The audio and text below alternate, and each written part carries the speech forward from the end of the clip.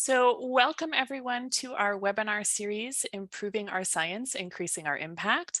I am Kim Walski, the current past president of the Society for Environmental Population and Conservation Psychology, or as you may know us, Division 34 of the American Psychological Association.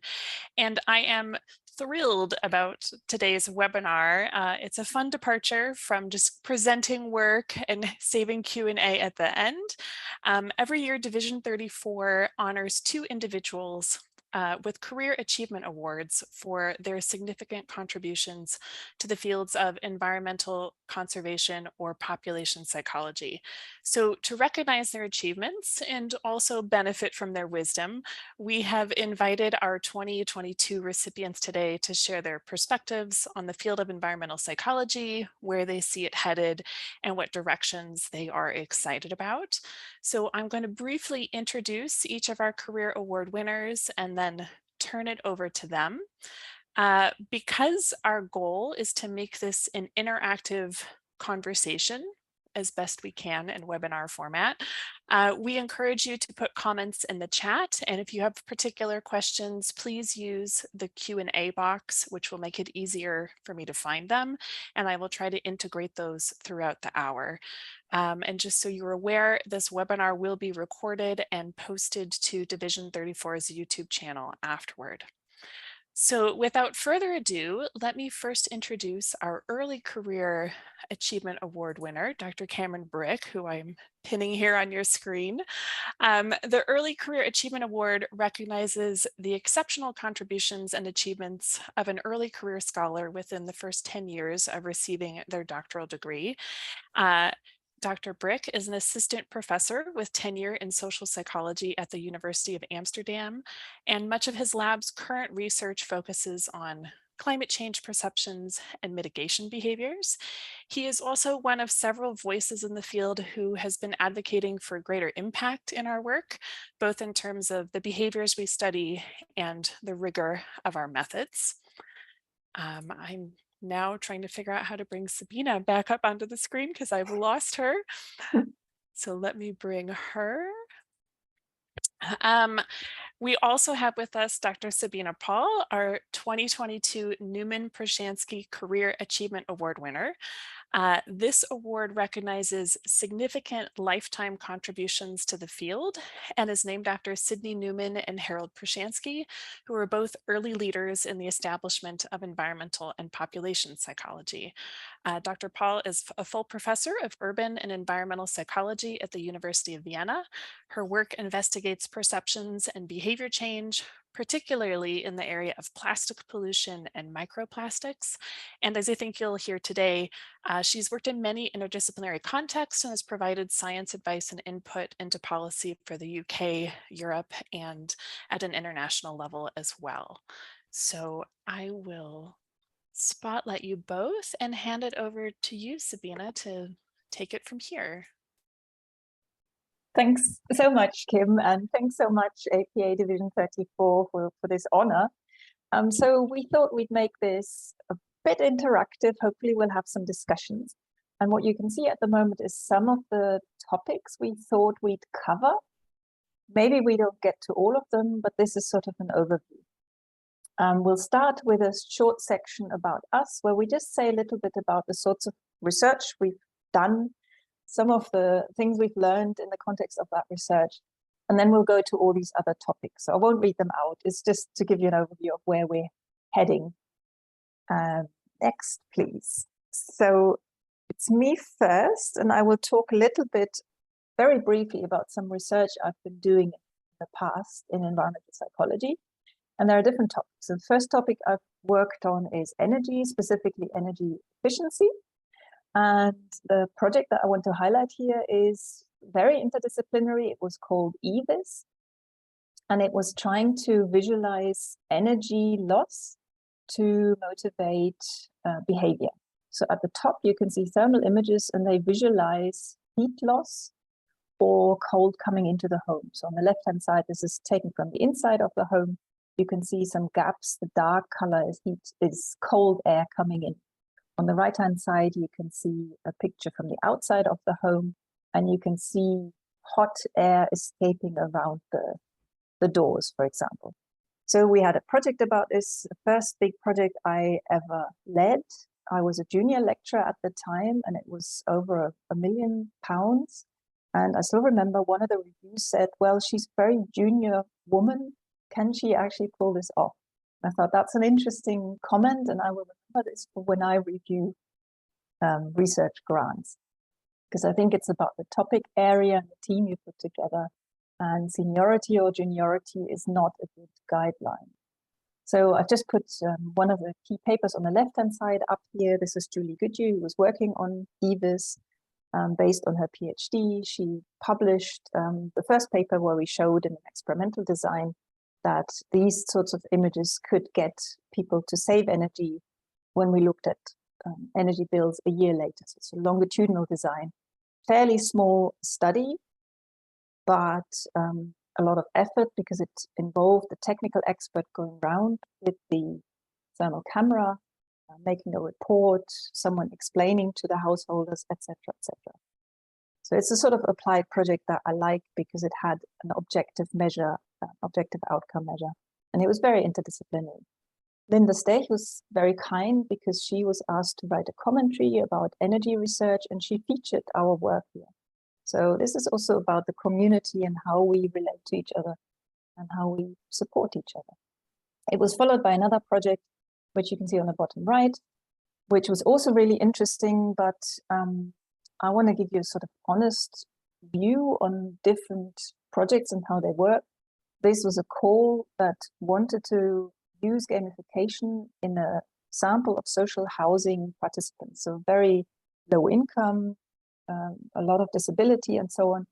And it was an interesting project, but in the end we decided that gamification, so a very technical approach, a very digital approach, was not the right thing to do with these communities. That was a call, we fulfilled it, but in essence we decided this is not right for this community. So that's the first topic area, some insights into what we've done there. The first proper interdisciplinary project. Next, please. And I apologize about this messy slide. This is just very briefly summarizing some work I've done in the domain of plastic, where I've spent a lot of time the last 10, 12 years. And on the top left, it all started with a project called Malisco, and I really got the taste for these large interdisciplinary projects where people come together, and in this case, we wanted to stop marine litter together, stop pollution together. Of course, 80% of marine litter is plastic. That's where it all started. We then got invited to write about our experiences, write about the psychology when applied to plastic pollution, and that's where the paper in the middle came about, where we just argued, it's a hypothetical paper, it's a commentary. We said we really need to apply psychology to plastic pollution. We said we want to channel passion, affect, etc., to help people change their behavior. And we came up with this idea on the top right, where we said, well, how about we put pictures of impact on products, on plastic products. In hindsight, this seems a bit of a crazy idea because which drinks producer would agree to this? But nevertheless, that was the idea in the paper. And we then were able to test this a couple of years later in a large company building where we added pictures of impact, and we found that was exactly the one that reduced people's plastic use. So that's the picture here with the different posters. If I then jump back to the left, I've sort of numbered it to keep track. There are two projects where I got involved in policy here. The one on the left is a group working on microplastic. It was always natural scientists. And then they decided they needed some knowledge about risk perception, risk communication. So I got involved in this group as the only psychologist, the only behavioral scientist, if you want another label. And that was very excited. So it was the first time they thought about this. I had a very minor role in that group, the Gesamt group. But from that, I got then invited to work with the European Commission. They have a very elaborate science advice mechanism. And I was asked to be a vice chair on another report, an evidence review report on microplastics. And this was much more exciting in a sense because the chair who invited me wanted to have 3 aspects the same weight pretty much. So there's the environmental aspect, the societal aspect, that was me leading it, and then the policy aspect. So bringing it all together. And then finally, I don't know how much I can take the credit here, but somehow all the things we did then led to some regulation. So on the bottom right, you can see a new label that's now in use in Europe, where the impacts of plastic items or items that contain plastic are visualized, are pictured. So here's a cigarette butt. If it ends up in the water, you have a sad turtle, if I summarize this very briefly. So these ideas we put forward somehow possibly made their way through into regulation. And you see these all the time now on various things. Next, please. This is just very briefly to say I did a lot of work. It was fairly international already, but then we got involved in some projects with the Global South. There was a UK research program called Global Challenges Research Fund, where they really wanted to bring UK researchers and researchers in the Global South together. We had two projects. One is still running. The Blue Communities project was about marine management, very interdisciplinary again. So we looked at fishing, we looked at pollution again, and we worked in very different ways. So this really opened my eyes to how things are different when you leave the typical Western mindset. I'm sure many in the audience know exactly what I mean. These were really exciting programs because they were co-creation and capacity building programs. And it was really about learning from each other. How do we address these issues in a completely different context where people worry about their livelihoods on a day-to-day basis, where maybe plastic pollution isn't an aesthetic thing, but it affects the fish people bring in, etc., etc. So for me, this was a real eye-opener and a real pleasure to work with people in a very different context. And the project that's still running now is called Pisces. It's only in Indonesia, and it's preventing plastic pollution there. So I think that's my final slide, the next one. A bit more personal, perhaps. So I've done a lot of different projects, and what have I learned? I've learned that the people you work with are the absolute key thing. So Richard Thompson on the left, he got me into the plastic issue, and he's an absolute inspiration in the sense that he's so passionate about plastic. It's sort of his whole life. He doesn't care about hierarchy. He doesn't care about, you know, who asks him a question, who wants to have his input. He just goes for it because it's just the thing he wants to make a difference in. And he's super generous and wants to help people and wants to make an impact here. So we had, I think we still have, a beautiful collaboration. So he's always been super open about behavioral science, about psychology, and we've had various projects now. And on the right-hand side, a little bit different, there's a research area I haven't talked about, which is to do with nature and health, mental and physical health. And this is something Laura Fleming works on a lot. She's a physician, a medical researcher. And what she's taught me is that leadership can look very different from the traditional models I grew up with. And you can be yourself, you can do things the way you want to do them. And that's something I've learned from Laura. We're quite close friends now. And I just wanted to highlight these two things to say, you know, think carefully who you work with. Sometimes you don't have a choice, but as soon as you have a choice, there are people who are sort of the opposite of these two who I wouldn't work with again.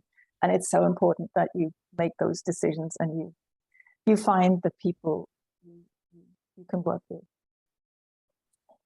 That's it, my little overview. Well, can everyone hear me? Yes, right.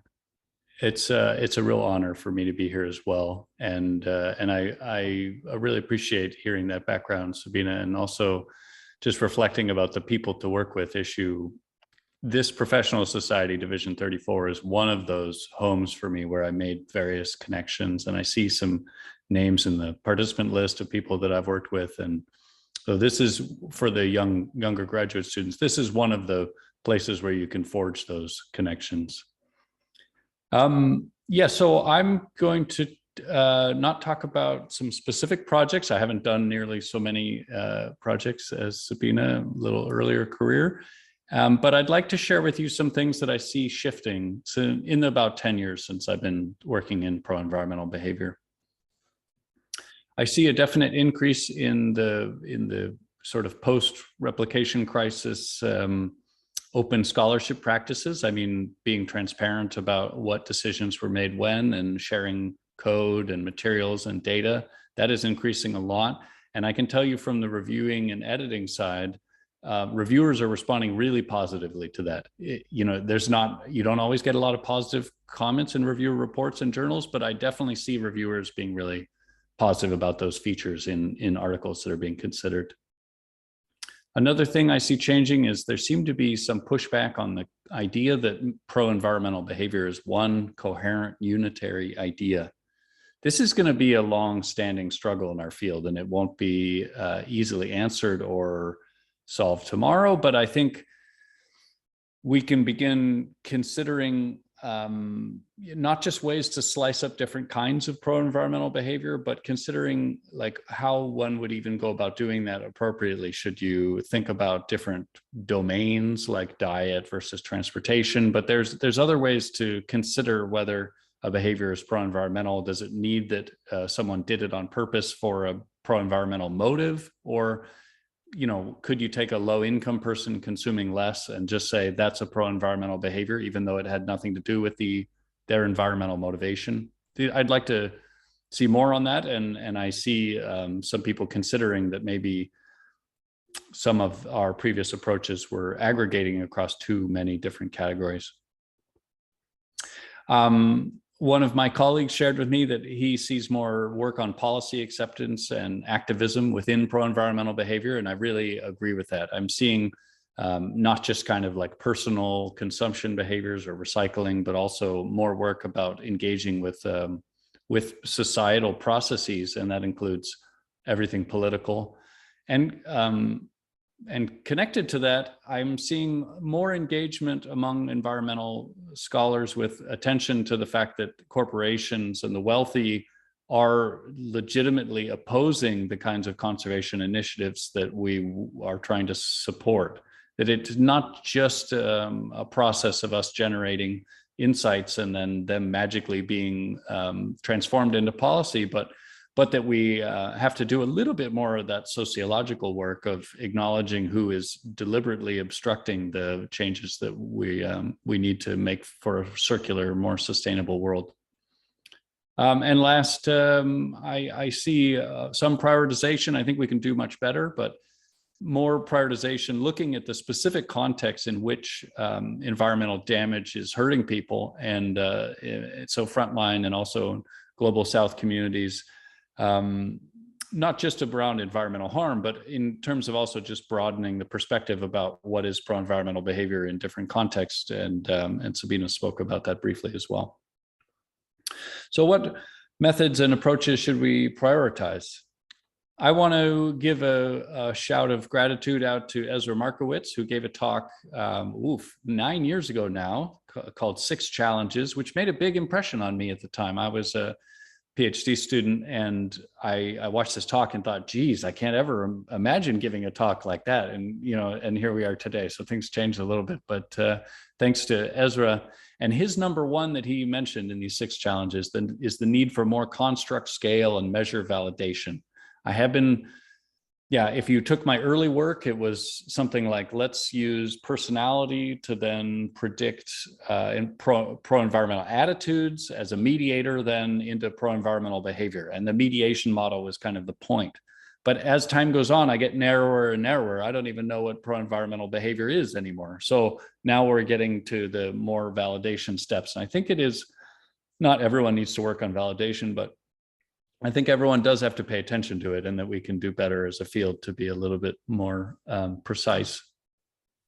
And on that point, I want to just make a broad observation about how we're thinking about theory construction. Deductive reasoning is the main approach, I would say, in psychological science, where we start with a theory. I've given you the theory of planned behavior here on the left, but it could be anything. And then we develop a hypothesis. Maybe we're going to test one of those specific pathways, and we pick some variables that can represent those outcomes, take some observation, run some p-values, and that's the scope of the project. But there is another way to do it, and it is to start from observations, like in a context, look at a pattern, then develop a potential hypothesis, and then do the theory construction. Like, you don't start with the theory telling you necessarily everything up front. And we wrote about this a little bit in a paper led by Christian Nielsen, The Case for Impact-Focused Environmental Psychology. You can see more of the logic there. But I've been thinking that there's three main problems with psychological deduction. The first is obvious. Sometimes you're wrong. Sometimes the predictions are wrong. That's pretty trivial. But there's two other problems that are more challenging for us. One is that sometimes our predictions are weak. Predictions are unclear or loose, that they're phrased or operationalized in ways that don't make it very falsifiable, for example. Or three, the whole thing is misplaced, that it might be true in the way it's drawn in the corner there, but that it doesn't have some of the most important causal elements in the process. And this, for me, aligns with some work by Stiel and others.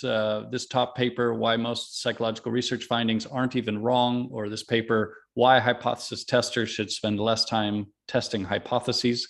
I really like both of these papers. I highly recommend them.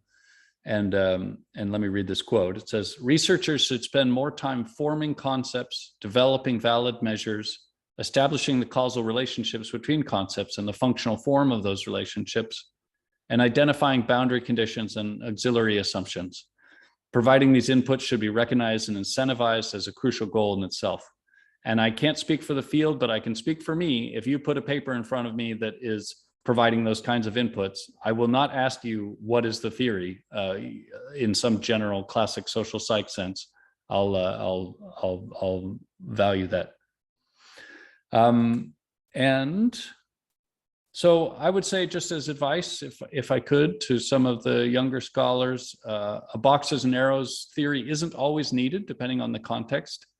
And spend the time to understand the measures and the behavior context. Where is it occurring? What's going on around there? What sort of social interaction? What are people thinking? What are the other non-psychological causes? There's no need to rush to the intervention stage.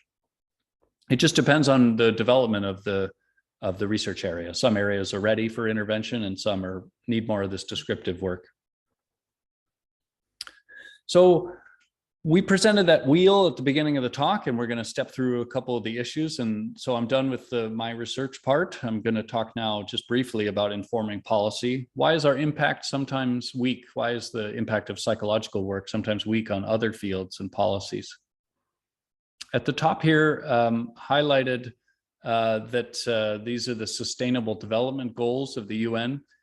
And just as a challenge, like, when is it that our work aligns with these goals more directly? I would say that Sabina's work on the temperature sensing and the household insulation is a great example of directly connecting with the energy and the buildings goals. But much of our work is a little bit more disconnected. And so as a just basic summary, we recommend that you use the policy context to design the research question. First starting place is, what do they want to know? The danger here is to start with your own research question and then much later talk to the policymaker, and they might not care about that question. So you have to think, if you want to engage with policy, you have to use policy as the starting place. And policymakers and practitioners, in our general experience, don't value student samples very much. They also may not care about the abstract theory predictions. They do value charting public opinion, making valuations in financial terms, and large representative samples. Now, I know that's not always possible, and those things are expensive. So I want to remind everyone that you can use pre-existing data, and we have done so several times in this year. Published big papers that were totally free based on free available data. I think it's underused. And if you don't catch that link, you can also email me and I'll be happy to share it. Broadly on the policy sphere, I want to recommend the APA Action Plan for Psychologists report that came out in February. It was excellent. It has sections on research, on the organization itself, on teaching. I really thought it was very well done. So well done to them. I think this one is for you, Sabina. Yeah. Thanks, Cameron.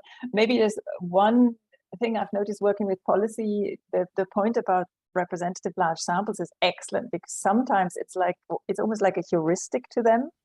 And maybe some studies aren't actually that well done, but they have large representative samples. So we can certainly add something as psychologists and the way we think about things that goes beyond that. So I think my message perhaps is also be gentle with the policymakers, because they're not scientists like we are. But yeah, excellent points there. So this is the next point on the wheel, multiple disciplines. You've seen from the examples I gave earlier that I work interdisciplinarily quite a lot. I think it's crucial to work with other disciplines and sectors, and that's not a surprise, because I think psychologists alone cannot solve these problems and issues, and they might well get it very wrong unless they talk to people who are experts in whatever field it is, energy, technology, diet, etc. The good news is that there is really a lot of interest in psychology and in behavioral approaches, sometimes way too much to respond to. So here we already get to a capacity issue. And the other weird thing is, what I've observed, is that we and they, whoever approaches us, they're in two very different states of mind. Sometimes they doubt our contribution. Well, you're a psychologist. What are you doing working on this area? And sometimes they say, okay, thank God you're here. You can solve everything. And, you know, it's not one or the other. It's somewhere in the middle. We can work with people. We rarely have the answer to everything. But yeah, there is a certain hype as well about psychology and behavioral approaches. And again, we need to talk to people to tell them, to explain what we can or can't do. I've put a few pitfalls on here, things I've seen when I've worked with people. I mean, funding is an issue in a way. There's, again, good news, because there is funding for these topic areas in most countries. Environmental issues are huge. But when you work with people from other disciplines, I mean, social science, psychology is often fairly cheap. And they might try to give you some minimal funding that doesn't really cover what you need to put a good project together. So that's something to watch out for. When I started in this field, I often said, yeah, okay, fine. I'm happy to work with you. I want to learn. And I was often underfunded, I would say. And then with more experience, I could also say, look, if you only give me 6 months or so in a big 3-year project, I can't really deliver what I could deliver. So it's something to consider, not ask for too much, but really say, you know, we might be cheap compared to some physicists, but we do need funding to deliver. And I think a not so good approach is sometimes there's a call, and the call might ask something, say in energy, I've seen this quite a lot. And lots of technology-oriented people pile in and they want to apply for this. And then they say, oh, in the call, it also says something about social science. So we need to find someone who covers this. So to tick the box in the call, we need to find someone, put their name on. And that's where there's a fig leaf, that's fig leaf actually on the right-hand side. Again, be careful. If you're just used as a service science to fill a gap, to tick a box, that's also not a good starting point. So it's about forming these alliances, understanding each other, and working with people who understand what you can deliver. Terminology is always an issue when you work with other disciplines. I think that's sort of self-explanatory. I've put working with other social sciences here as well, because I think that's interesting. Some of the bigger conflicts or disagreements or difficulties I've had when I've worked with people from other social sciences, rather than the natural scientists, because with the natural scientists, we sort of share an approach, you know, scientific approach, it's about evidence. And not every social science has the same approach. They have complementary approaches. And that, I was surprised, sometimes led to more difficulties in working together than with other disciplines that might technically be further away. The final point is know your limits. And by that, I just mean that not every problem is solvable with psychology or behavioral science. And sometimes we also need to step back and say, here's a different solution. You know, the behavioral variance is minimal. We need to do something else.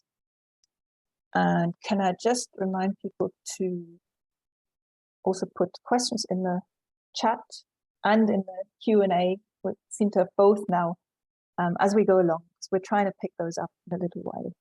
And actually, if I can just jump in, I think you have a lot of great advice here that resonates with my experience as well. And this is a question to either of you, but I think probably we have a number of attendees who've mostly done lab work. And if you have any bit of advice of how do you balance taking on a project like this within sort of the portfolio of research you do, or what else should people be aware of in getting started in a project like this, which I often find takes much more time and is sort of a slow unfolding rather than, okay, we know the survey we want to run, we got our IRB, let's go do it. These things usually require much more coordination.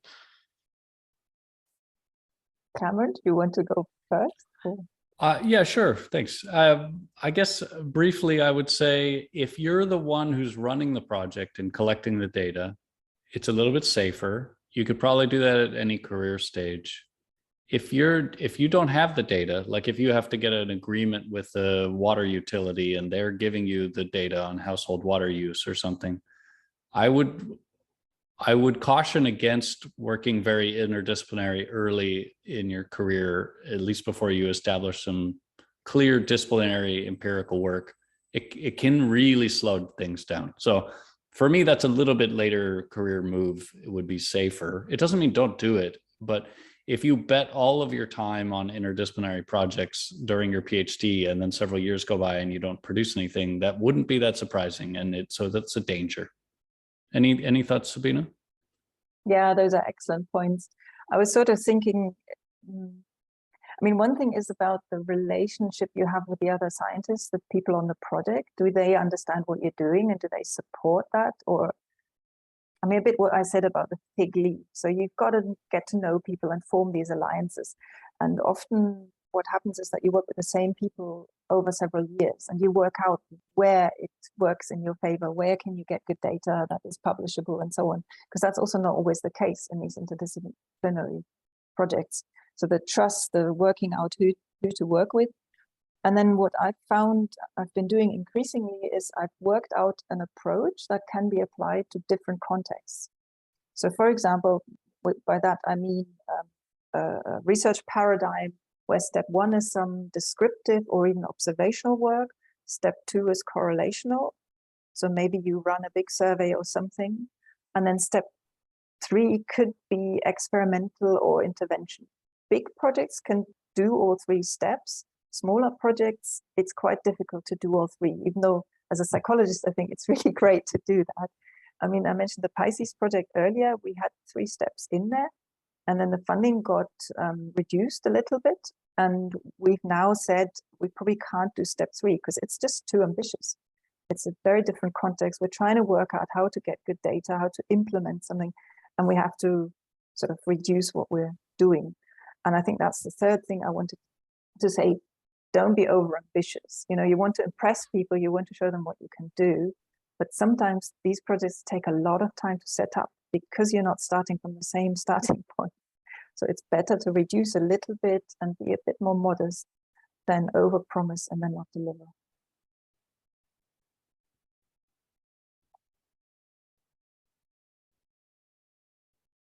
Okay. I'm also actually just realizing we have a question to both. To what extent, I'm trying to process the question quickly enough. To what extent have psychologists collaborated with other disciplines, such as computing scientists, in order to exploit big data in their research, which would be particularly relevant for induction-based approaches? It's a great question. I'm not sure I know the answer to this. I know there are projects that do this. I couldn't name one right now, but I think they're growing because modeling is a super big issue for behavior as well. And I've been in various discussions where, for example, I said, okay, there are big data sets, and then data scientists, computer scientists, I don't know, there are different labels as well. I've said, okay, we can use this, we can do something with this, we can model these. And I'm saying this is super exciting. What do you need from me? What do we actually need to do to implement this? Because it's not my expertise. I think this is an excellent question, and I think there'll be a lot of work in the near future. But yeah, I'm sort of guessing at the answer. Yeah, similar. I haven't done that sort of work, but I think it's coming. I think it's coming in a big way because these large data sets from the tech companies, for example, some of them are becoming public, and some app developers are willing to share their data. And we're going to have more of the sort of machine learning approach, which is a bit hypothesis, a theoretical, but looking for nonlinear effects and interactions and sort of bigger, and that will bring in its own set of challenges like bias variance trade-off and overfitting of models. But I do think that is coming for our field too. So yes, but we haven't seen a lot of it yet. We also have a question. Do you have advice on how to get a better view on policy needs? Yeah, briefly, there are journals on policy issues, and that's probably the easiest, like the most adjacent version would be to go to the academics writing about social science and policy and see what they're saying about it, as opposed to going directly first to the policymakers. But my other advice would be to go more local. Like we have this tendency to be very national or international, trying to have maximum impact. But we can also, you'll have much more traction if you study a local policy question, even in a neighborhood or something like that. You'll be able to understand the players more. You'll be able to talk to people. So you can go very local as well. Yeah, that's an excellent comment. I mean, maybe I also want to say to that, sometimes you have to think about this a little bit long term, because sometimes you go into a field and they say, oh yeah, we want your opinions, we want your answers and so on. And then you do something, even a small piece of work, and they don't take it on board because it doesn't meet with their expectations. So you've got to build some relationships, understand what the questions are, understand what evidence helps come to a solution. But it's rarely the case that it's straightforward. Maybe I'm sounding too cautious here, but that's my experience. And also reading policy reports, because, for example, with the plastic stuff, sorry, I keep coming back to plastic because I've done so much work there. There is a plastics treaty on the horizon in 2 years at the global level, and that will drive a lot of national policy, and that will trickle down to other levels as well. So keeping an eye on what's happening at that global level also helps. And I mean, UN stuff is the one that you can read. There's a lot of jargon, there's a lot of terminology there, but that also helps. And obviously national policy frameworks as well. Definitely. And I just want to mention that John Fraser's sharing a lot of interesting contributions in the chat. And thank you, John, for sharing those perspectives. You know a lot of things that we haven't worked on and we don't know as well. Shall we move on to the next slide? Yeah, sure. So this slide is a bit shorter, but it's basically asking a question around advocacy, sorry.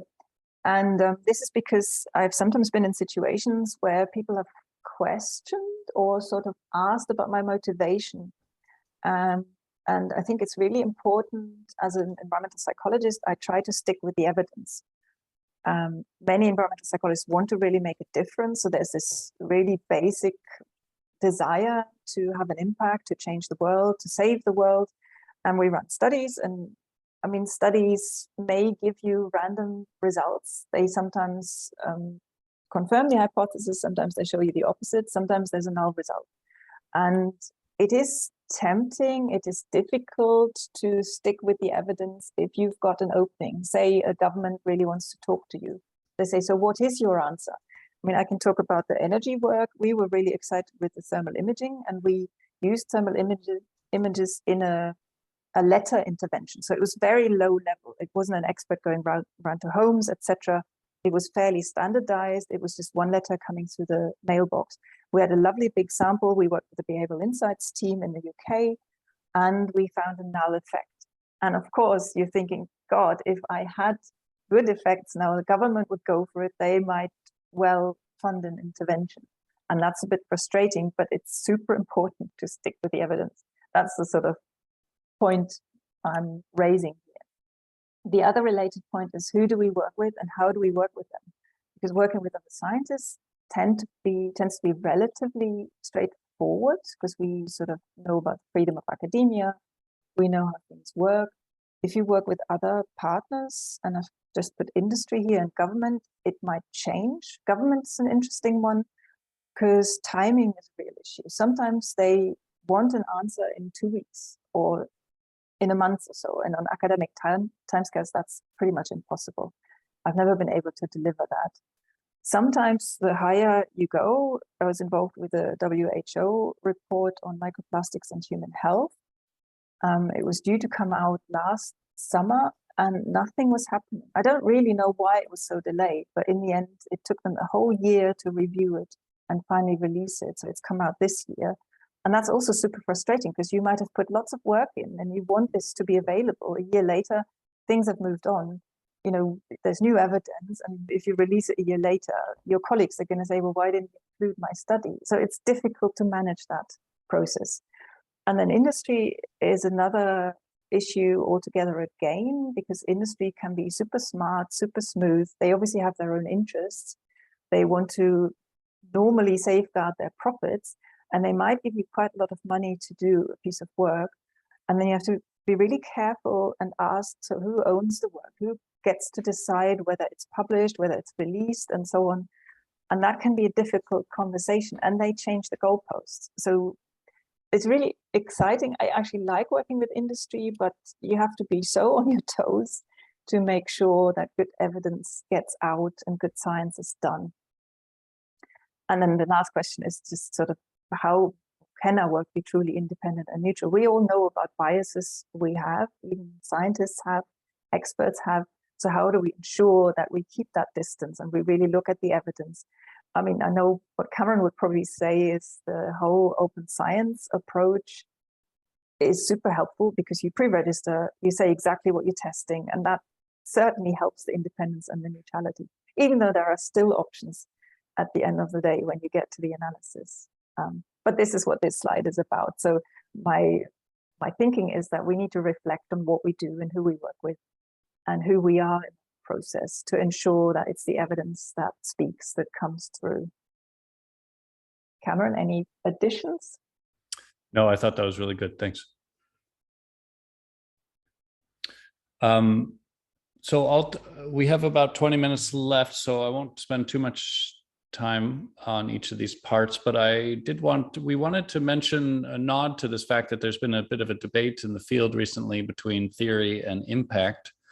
And I wanted to say that is to say, should we be focusing on developing and testing theoretical predictions as like a more internal to psychology, or should we be focusing on environmental processes in the world, environmental impact, even if that drags us way outside psychology? And I actually think this is a false dichotomy. We can do both of these things at once. I'm thinking about it that they are both important, they're both compatible, but they're not exchangeable, that you can't do one of these and then make it into the other one. So, for example, if we ask residents how they think about how much they're doing pro-environmental actions, like their perceptions of their own environmental engagement, maybe that's a poor measure of their actual household resource use of energy and water. And that's fine. Those are just two very different outcomes, and we can't substitute them. I want to point out that if we want to talk to other fields, if we want to make policy impact, if we want to connect broadly outside of psychology, we probably need to use units that other fields use, units like euros, kilowatt hours energy, liters of water. It doesn't mean all of our work needs to be in these units, but if we don't ever reach those units, then we're going to have trouble making someone else care about some beta weight standardized effect. I'm not calling anything out in particular, but I used to think that was the end of the research process. And now I think maybe that's not the end of the process. So about theory and impact, my takeaway is match the outcome measure to the research question. Maybe your research question is about how people think about their environmental impact, and then that would be fine to just stop at how they're thinking about it. Maybe we should take this question before I do this next section. So question from Isabel, it's our pleasure. Thanks for I'm glad it was helpful. From our experience, how much do we think that working in environmental psych really relies on a basic psychology background? We currently get an overwhelming amount of interest for open positions. I guess that's job positions But strangely, almost no one comes from psychology. How much general psychology is needed to be a good environmental psychologist? Yeah, interesting question. I don't have a strong opinion about this. I don't think a very specific set of psychology tools are necessary. There's a lot of overlapping social science disciplines that use similar tools to what we do. You could come in from political science, for example, and do a great job with some of the work that we're doing. What do you think, Sabina? It's a super interesting question. And I mean, when we've recruited for projects in the past, we've also had a mix of applicants. I must say, I often find it easier or faster to start working with people from a psychology background, because we speak the same language, we use the same methods. And it's absolutely true that there are strong candidates from other disciplines as well. The thing I would look for is empirical skills, because to me, that's at the heart of environmental psychology, to collect data in a good way, to really understand how people tick, to capture it, to quantify it as much as possible. And not every other discipline has the same approaches. And then it becomes harder to work together. But yeah, we've worked with people from all sorts of different disciplines, and yeah, it's an enrichment as well. Great. We're limited on time, so I'm going to crack forward if that's all right with everyone. So I wanted to just give you the very first global release of some new data that is about our field. We surveyed environmental psychologists and asked them what their priorities were, how they went about doing their work, how they think about theory development, and I'll show you just a teaser today. We got about 200 completes and about 400 total participants, which was great because, you know, there's not that many active research environmental psychologists, certainly more than that, but we got a broad sample we were happy with. Here is a word cloud of some of the most popular theories that people base their work on. And you can see theory of planned behavior and values, beliefs, norms theory, social identity theory, but also some like the comprehensive action determination model that isn't as familiar to some, but is actually quite common in our respondents. I also wanted to share with you one thing. We asked how important certain outcomes should be to environmental psychologists. And so this is a sort of a normative statement that you're making about what you think your peers should be doing. And from 1 to 7, people thought that all of these goals were quite important, I would say. These are all high ratings, but they differ actually by career stage. So if you look at this, for example, if you look at the last one, replicating previous research, you can see that pre-PhD scholars in environmental psychology think this is more important, and later 0 to 5 years and 6+ years thought it was less important. Now, not unimportant, but just, I think this is a nice sort of era effect and a reflection of the different training that the recent scholars are having compared to some of those of us who've been around a little bit longer. Yeah, so there's I think that's enough on that, actually.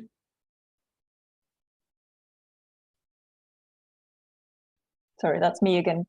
Yeah, here are some thoughts on the next generation, and there are different types of next generation. I think there's obviously early career researchers within environmental psychology and beyond. Interesting, Isabel asked about people who come into environmental psychology.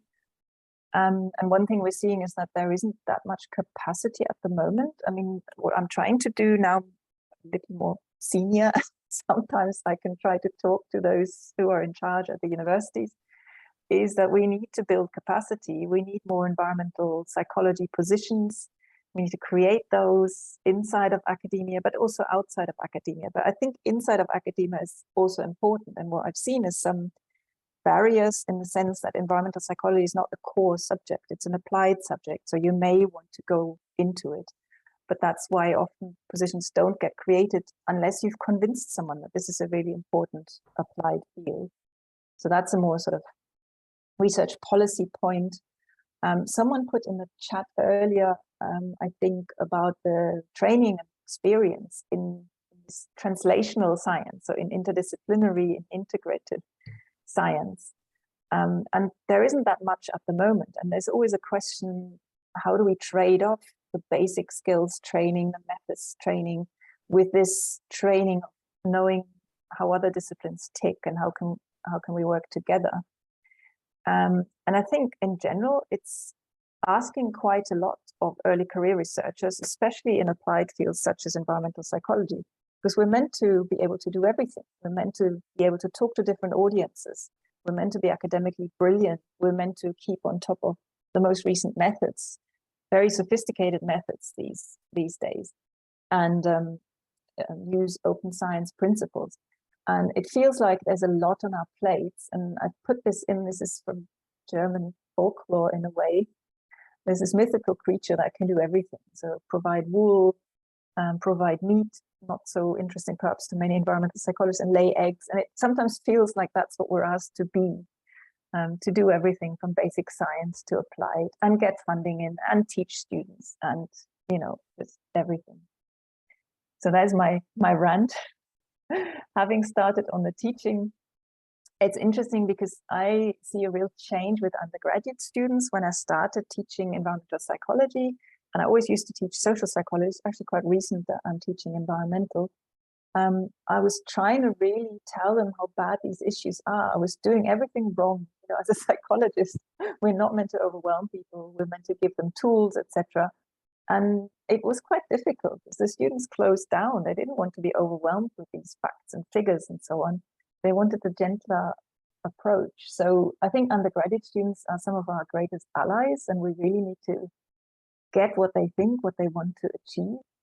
But there is this thing that we don't overwhelm them. The penultimate point about compassion and self-care is also important. I'm sure if you're here in this call, you've come across this before. So climate change, for example, is pretty overwhelming, can be very scary, and people burn out quite easily. And it's important to look after yourself and do this compassion and self-care. And then the final point about outreach and engagement, that's sort of going beyond the academic realm. I said earlier that we get approached by lots of people who want to know, who want to understand the psychology of climate change, or they want to understand about behavior change, and we almost can't deliver. There's just so much interest now that it's a capacity issue again. It's super important to talk to people outside of academia, but we need to think very carefully what to prioritize and how to spend our time best. And given the time, I'll stop there. This is me now. And we wanted to mention how central diversity is to all of these efforts, multiple different types of diversity, and to encourage everyone to empower and prioritize collaborators and samples outside of the traditional global north, powerful countries that have dominated the research literature so far. This is appropriate, it's moral citizenship, but it's also good science that we cannot develop a global understanding of conservation psychology without including many more voices than we have before. And that this nod to diversity also includes methods. So there's sometimes that people are a bit, parochial about quantitative methods being superior. I don't share that view. I think that different methods are appropriate for different stages of a research program, and some contexts are not possible to collect the same kind of data in, large N quantitative data, for example. So it takes all kinds of approaches. If you found a pro-environmental context that was really interesting for some decision-making process or some reflective cognition or whatever else, and you can't collect a certain kind of data in it, that still might be fine. There's plenty of valuable work to do there. Fit the method to the context and the question. And last personal note for me, I would say diversity, you can invest in journals and organizations that take diversity seriously. And two, that I personally have found to, from the very way the organization is structured to the way they prioritize the projects and who they invite on them and how they recognize contributions to groups, the Society for the Improvement of Psychological Science and the Psych Science Accelerator do a better job than most on this. Oh, yes. So I think we're near to the end here, and I wanted to also share with you all, if you haven't heard already, we have just launched a brand new journal in the environmental psychology space, and it's actually broader than the conservation psychology that we've been mostly talking about today, because that's the focus of my and Sabina's research labs. But this is broad environmental psychology, so the whole range of the Division 34 membership, including how environments affect us and stuff. This journal is notable for a bunch of reasons, but the main one I'll just mention is that it's free. It's free to publish in, no processing fees, and it's free to read. So this is a great place to share your work. And there's the website below, and just to highlight that it has two particular pillars that it was built around. One is open science, that it's pretty high transparency. That doesn't mean that your work wouldn't qualify or something. It's just that you might have to do a little bit more to say how you collected it or when you made certain decisions. And we have very detailed instructions for you, and you can also ask for help with that, and we're happy to help. And diversity. So it's a explicit goal to increase the representation of different kinds of authors, samples, and methods. We have built a diverse editorial board geographically and in other terms, and we provide some assistance to early career researchers in platforming for writing and for methods. So we really are making a real push there. One of the questions that was just sent to me is, are we open to qualitative research? And the answer is absolutely yes. All kinds of methods. And I guess I keep saying we because I'm one of the founding associate editors. So I will be reading your papers and sending them out to reviewers among many others. So we would be overjoyed to have your support in this. And if you want to know more about that, check it out online at Global Environmental Psychology, or get a hold of me. And I think we'll skip this based on time. Solicit any other questions? Actually in the chat, but I also just wanted to point out Isabel is on the call as well. So if there are any questions, you could put those in the Q&A. And Isabel, and shout out to them for getting the journal going. Very, very big work that they did. Yeah, very heavy lifting. Well, we must for sure thank Division 34 if we run out of time for other things. So I'll make sure to say right now we were both just deeply honored, and it's a pleasure to speak with the group, and thanks for having us. Well, we are thrilled to have you both. I joked with both Sabina and Cameron that the thing is, when you're selected for an award, you end up having to do more work. And so it's so gracious of them to take the time to put this together. And I think a lot of really useful insights for thinking about how to navigate your career in this space. I also just want to say, because I know many of you are outside of the US, Division 34 is open to anyone globally. Even though we are a division of the American Psychological Association, you do not have to be a member of APA in order to be a member of Division 34. And we have a listserv and other opportunities. In fact, I will put the link in the chat. We have these career awards, but also other opportunities that are open to people anywhere. And I think this is the most affordable of all the environmental psychology professional organizations. So highly recommended, and cheaper for students too, right? Yes. I'm blanking on what the rate is right now. I think it's only $15 for student something membership. Trivial. Yeah. Any last words of wisdom or comments from either of you, Sabina or Cameron? We said when we were preparing, we definitely run out of time, and it has happened. So I appreciate all the questions in the chat, and it is great to see this engagement. I see a bright future for environmental psychology. So let's keep working towards that. And thanks again, Kim and Division 34. Truly our pleasure. All right, well, I think we will end there, and lots of gratitude pouring in the chat and the Q&A. And again, to everyone, please look forward to other Division 34 events. And thank you again to Cameron and Sabina for sharing this today.